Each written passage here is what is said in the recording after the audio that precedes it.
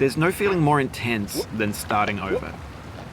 If you deleted your homework the day before it was due, as I have, or if you left your wallet at home and you have to go back after spending an hour in the commute. If you won some money at the casino and then put all your winnings on red but it came up black. If you got your best shirt dry cleaned before a wedding and then immediately dropped food on it. If you won an argument with a friend and then later discovered that they just returned to their original view. Starting over is harder than starting up.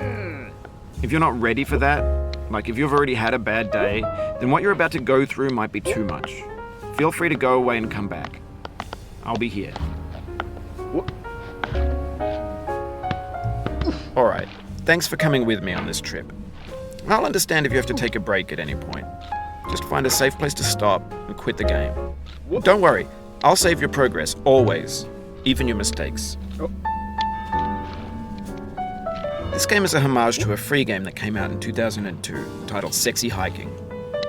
The author of that game was Jazor, a mysterious Czech designer who was known at the time as the father of B games.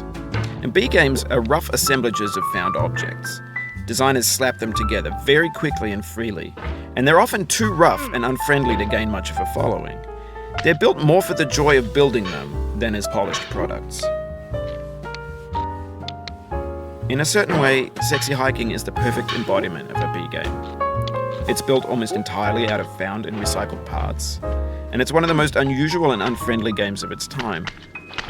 In it, your task is simply to drag yourself up a mountain with a hammer. And that act of climbing, in the digital world or in real life, has certain essential properties that give the game its flavor. No amount of forward progress is guaranteed.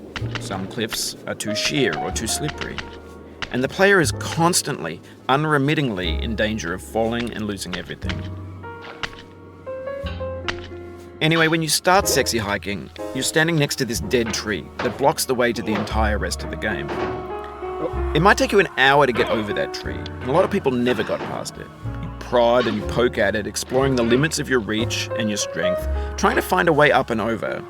And there's a sense of truth in that lack of compromise. Most obstacles in video game worlds are fake. You can be completely confident in your ability to get through them once you have the correct method or the correct equipment or just by spending enough time.